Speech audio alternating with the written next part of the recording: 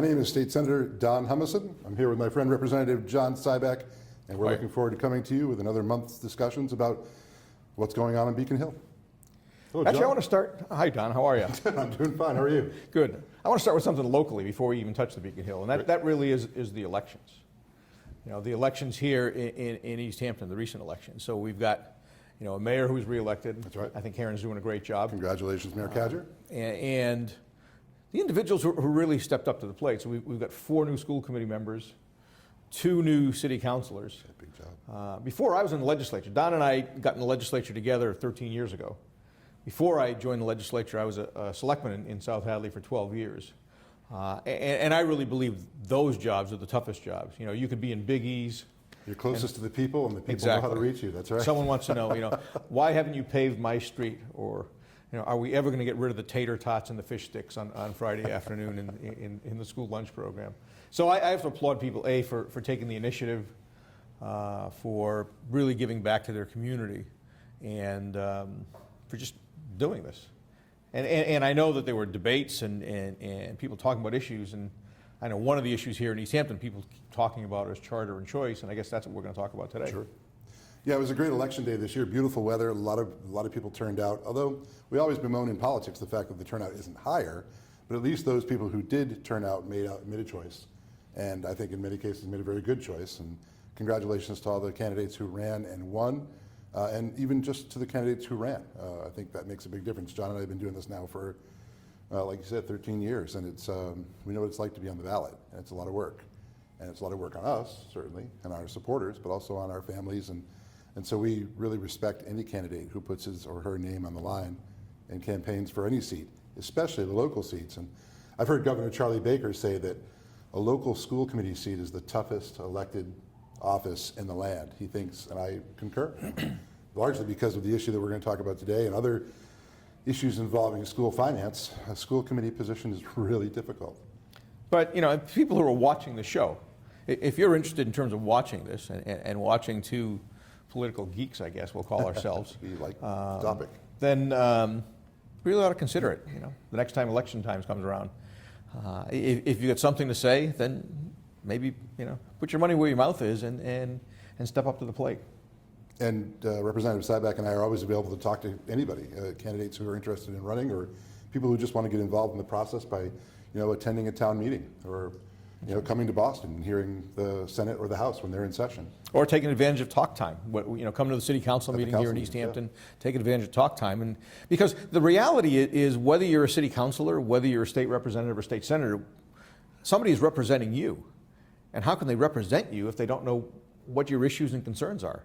So really, it's more than just being a passive sport. It really should be active to some degree. And I recognize some people, because of job responsibilities, family responsibilities, can't run for office. But that doesn't mean you really shouldn't let people know what you think on issues, whether it's, you know, a decision made in terms of, you know, should this road be paved? Well, any of myriad, you know, there's so many, if you talk to, I know we've talked many times with Mayor Cadger and just talked about the different things that the city budget has to fund, from roads to police to fire to public safety and other things like that. It's where do you make the decisions? And of course, schools are a big part of any municipal budget and a huge part of the state budget. And that's an area where people do weigh in. Impacts everybody, even people who don't have children. I have a 4-year-old son.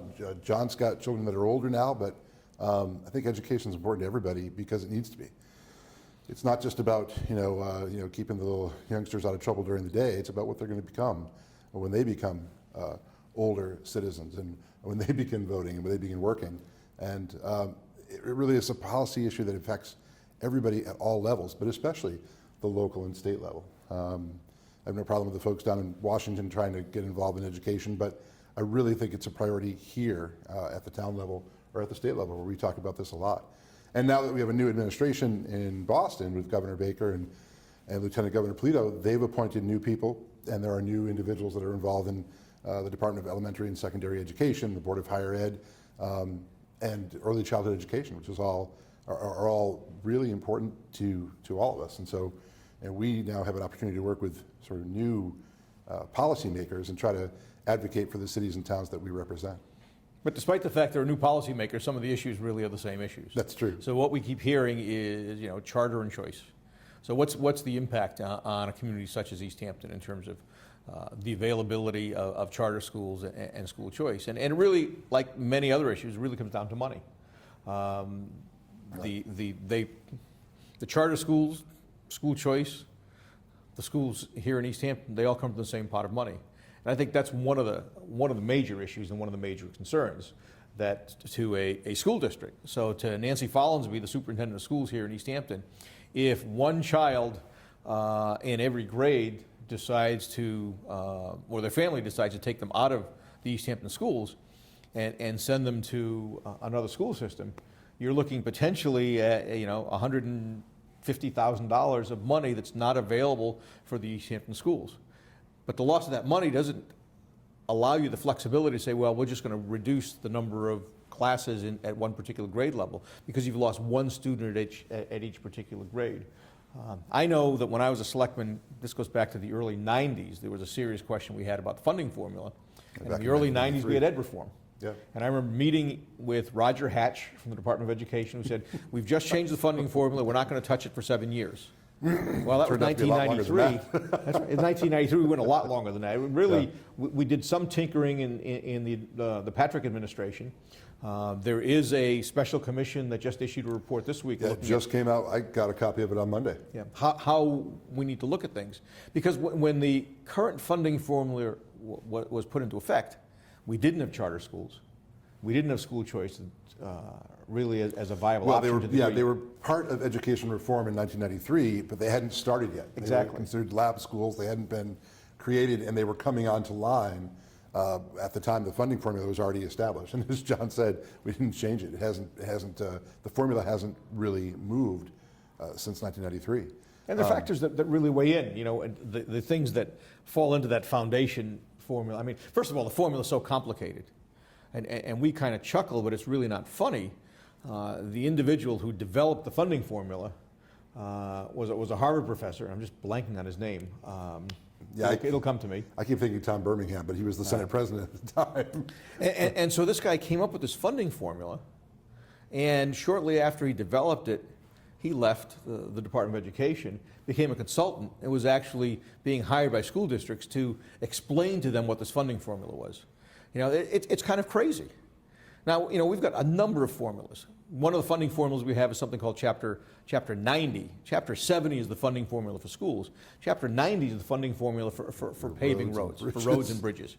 Communities don't really complain about that because they understand. That formula is very simple to understand. You look at the number of miles of roads that have been accepted, and you don't see in your town, a few small factors like that. And you don't see communities comparing themselves to other communities, saying, "Why am I shortchanged compared to this other community?"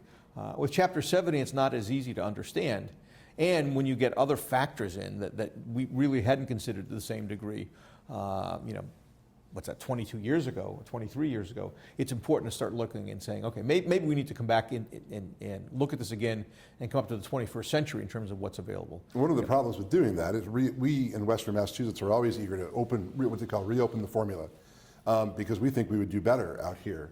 The problem is we bump up against colleagues of ours who represent the bigger cities and specifically the city of Boston and the communities around there, and they're afraid to reopen the formula because obviously there's only so much of your money to go around, and when one community loses money so that another community can gain it, the legislators who represent that community aren't happy.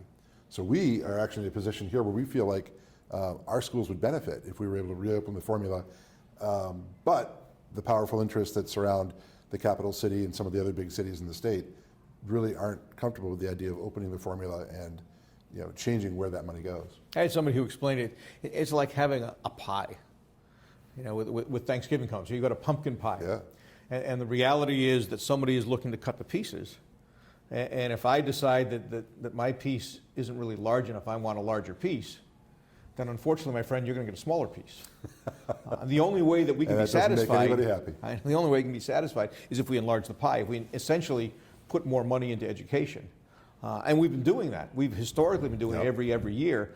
But education is not the sole It's not the only thing that we have to fund. You know, when we look at healthcare, when we look at Medicaid, when we look at roads and bridges, when we look at a variety of other things that we have to do to get this Commonwealth operating, we're really kind of caught behind the 8 ball.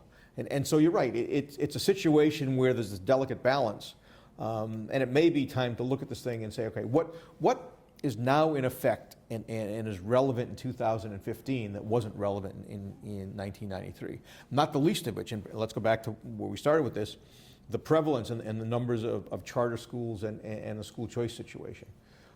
Yeah. I was on the... Do folks understand choice?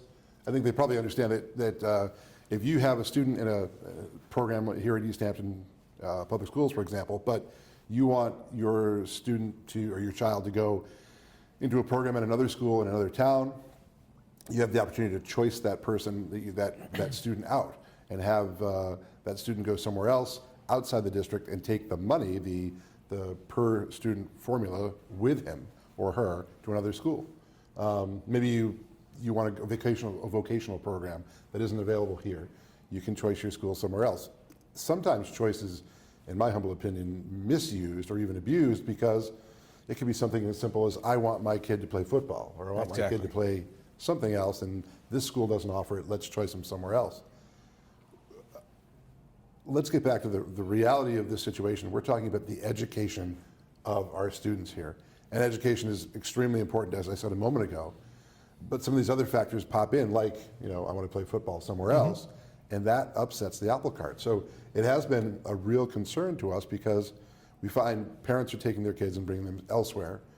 It's great for their education, and that's important, but it also ends up really kind of messing things up back here at the home school. Well, I'm not sure it's necessarily good for their education.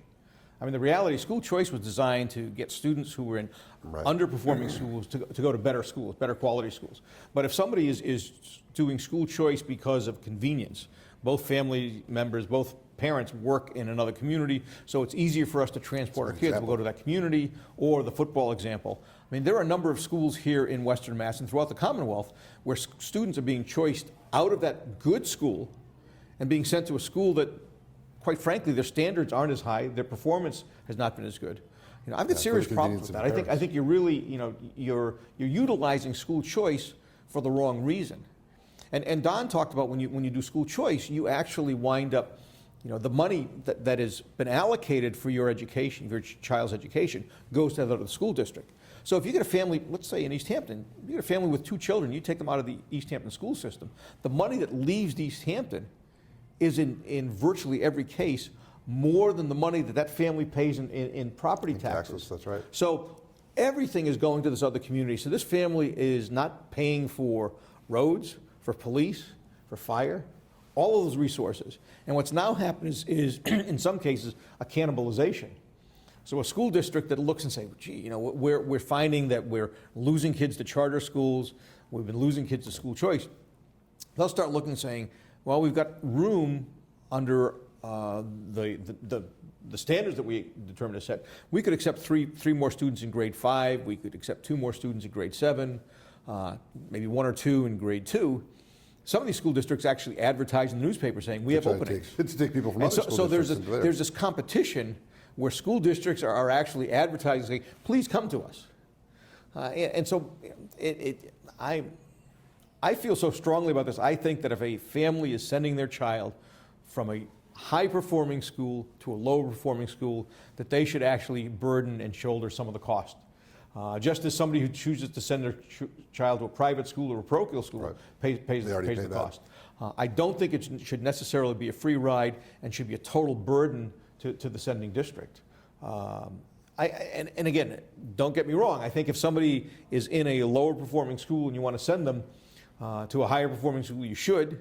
And school choice was designed to also provide the challenge to that school district, saying, okay, you need to up the ante.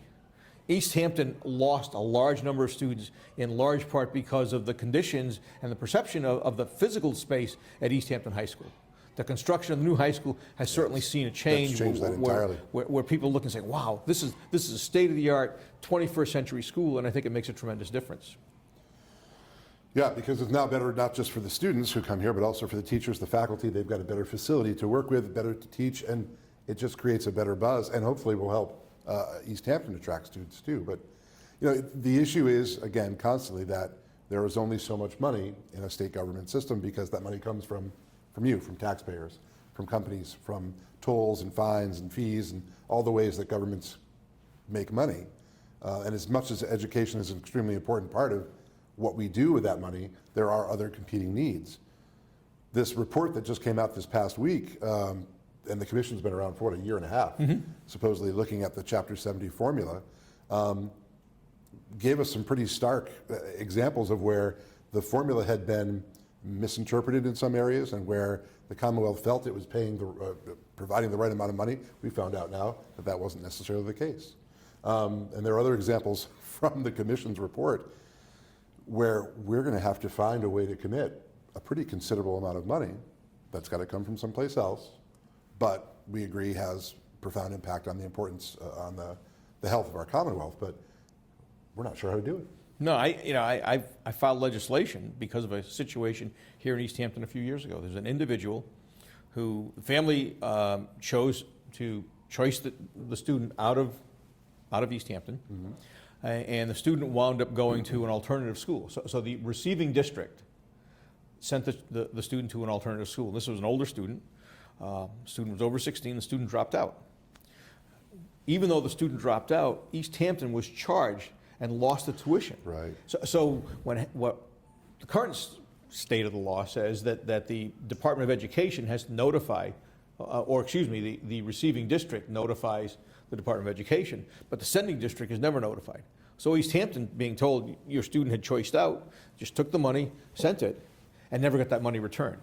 So I think there's accountability that has to happen. And I think we're in a similar situation with charter schools. I was on the board of Pioneer Valley Performing Arts Charter School when it first started. I've been a supporter of charter schools, but I've got some concerns. I think there's accountability that needs to be there in terms of the charter schools. I think the charter schools, we need to find an alternative funding option so it's not coming necessarily out of Chapter 70.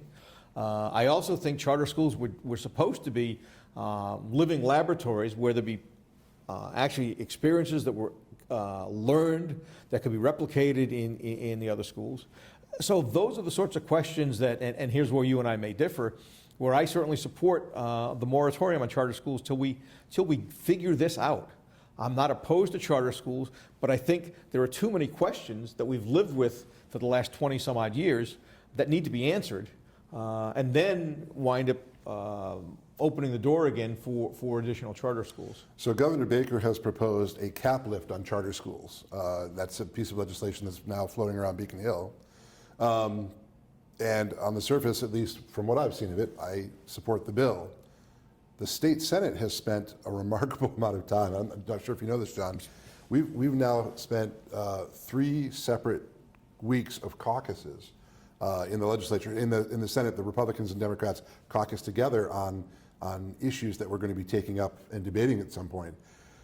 And it's very unusual that we would spend more than a couple of hours a week doing any kind of a caucus on any topic before we deal with it. But we've done 3 separate meetings. First with pro-charter school people, next with the anti-charter school people. We came back for a third all-Senate caucus on charter schools, both sides, as well as meeting with folks from the administration. We're still not done yet. There was a bill that came forward last year with it actually started in the House, passed the House, came over to the Senate, and it had a limited charter school cap lift. It was defeated in the Senate, and so this year the Speaker and I think the Senate President have said, if we're going to do anything on charter schools, it's got to start in the Senate this year. We're not going to get burned again like we did last year.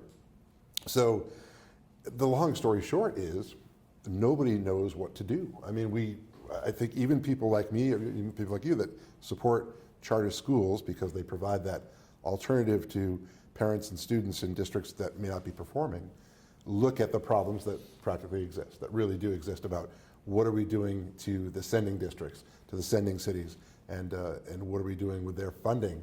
Because after they send somebody to charter or choice, there's no money left. So we've got it. I really think that something will be done. It's not going to be finished up this year.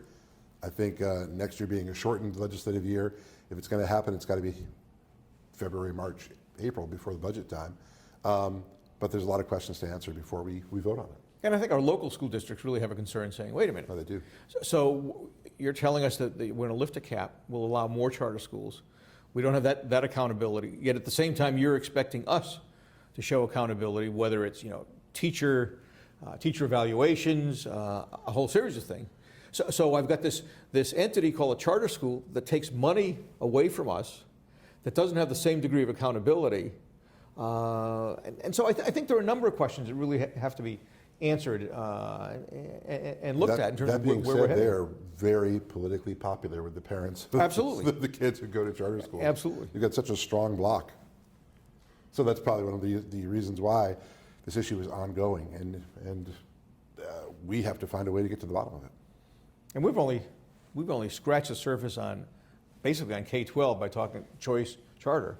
We've got other issues we're facing in terms of early childhoods, higher education. Maybe we can The do new that assessment tools. maybe we can do those in another segment next month or another upcoming show. Education never ends. So I think we also want to talk about a little bit about the costs of charter versus choice and why the impact is so great on our sending districts. And there are differences between when a school district choices a student to another community or sends a student to a charter school. Charters, for whatever reason, tend to be more expensive. And that appears to be prevalent across the state. And there's also an issue of transportation too, if I'm not mistaken. I think if you choice a student to another district, you're responsible for paying for or providing the transportation. But if the student goes to a charter, isn't the district still responsible for? It's not. Okay, I wasn't sure. So we're getting signals from behind the camera. But anyway, thank you. No, I think the difference is whether you're receiving a fixed amount or you're actually receiving what is the average cost of educating a student in that district. And so in some cases, and it also presents problems for charter schools. So a charter school doesn't know what their budget's going to be. So I wind up getting, charters in many cases because of demand, wind up with lottery. So if I've got 80% of my students coming from a district that is really spending very, very little, so let's say for argument's sake they're spending $10,000 per student. Right. So the 10 students that I get, I'll receive $100,000. On the other hand, those 10 students are coming from a district that is spending as much as $15,000 a student, then I may be receiving $150,000. And those numbers don't really get finalized until October. So you're into the school year, you've already been spending dollars, and you're not sure exactly how much you're going to get. So it just illustrates, to me, another reason why we have to look at this entire funding formula situation and try to figure out where is equity, where is parity, how do we hold people harmless? I filed another piece of legislation to essentially provide a circuit breaker, right, and basically to cap. So if a school district lost more than 5% of their population or 10% in a class, and I can envision that where everybody says, "Geez, Mrs. Mahoney is just a terrible teacher." The word has gone throughout the district. No one wants to be in Mrs. Mahoney's class there, right, for whatever reason, whether legitimate or not. And now all these parents who find out their kids are going to be in Mrs. Mahoney's class say, "All right, we're now going to choice out. We're going to go to charter. We're moving elsewhere." That district now loses a considerable amount of money. And so what I'm saying is, once you hit that cap, then the Commonwealth, at least for that first year, pays the difference so that the district isn't really hamstrung and says, I've lost $150,000 here. I've lost $250,000 I didn't really anticipate because of this mass migration. And if it's only for 1 year. So for them to receive that bonus, if you will, the following year, they'd have to again lose another 10% in a particular class or 5% overall. Yeah. That bill has gone nowhere in the last couple of sessions. Because we haven't moved anything about charters. Right. But I think we need to start looking at some of those situations. And what we haven't talked about, there's something else that's kind of driving this, because there's a ballot question that may likely appear on the ballot next year about whether there should be no cap at all anywhere across the Commonwealth on charters. So the legislature is faced with, do we just let that question go through? It looks like it's going to be able to make the signatures to get on the ballot, and then there will be a campaign outside of the legislature to actually debate that question and get it passed. Or do we take some action as a legislature in the House and Senate and then bring it to Governor Baker's desk that in some ways addresses the issue of charter schools and charter school caps and funding, and in some ways mollify the sponsors of the cap lift question. So it is another gorilla in the room. It's something else that's kind of driving us on this issue. Besides what we're hearing from our own cities and towns back home, there's other things that are forcing this question. But it also illustrates, you said a few minutes ago that the Senate has had 3 caucuses. Yeah, and we're talking still about not charter, agreeing. and you're still not, Yeah. you're still not there. So look at this. We've got 40 members of the Senate that have met 3 times for hours, and you're still not there trying to resolve this charter issue. And we may run the risk that it may be decided by a simple yes or no ballot question. And many of those ballot questions, frankly, scare the heck out of me, because they're always presented as being fairly simple, fairly straightforward, but the complexity is never adequately presented to the voters. Think medicinal marijuana, for example. Exactly, any of them. So I think people need to be cautious, and I don't think that referendum is the way that we should be governing the Commonwealth. I think it's a matter of as I said at the beginning of this show, get involved, talk to your legislators, talk to your representative and your senator, talk to people in terms of what's important to you, and help us make the decisions that really reflect your values and the values of this community, and not rely on a simple yes or no question, where some people may be paid in terms of getting signatures and a whole series of things that I don't think are necessarily in the convinced by Commonwealth's. commercials that are just 30 seconds long and don't have all the details. I don't think that's in the Commonwealth's best interest, and I don't think that's how we should be governing. But I think it looks like we're probably out of time. We got into it a little bit deep, but there's a lot more to talk about with respect to education, but specifically about these issues. Exactly. So we will just have to hold it until next month. Thank you very And much again- for the opportunity to come together with you again. I really enjoy this time, John. So do I. Thank you for the chance to do this, and thank you for watching. And once again, it demonstrates how a Republican and a Democrat at this level certainly do get along, communicate. So don't believe everything that you hear about Washington and assume it applies to Massachusetts. Thank you again. Thanks.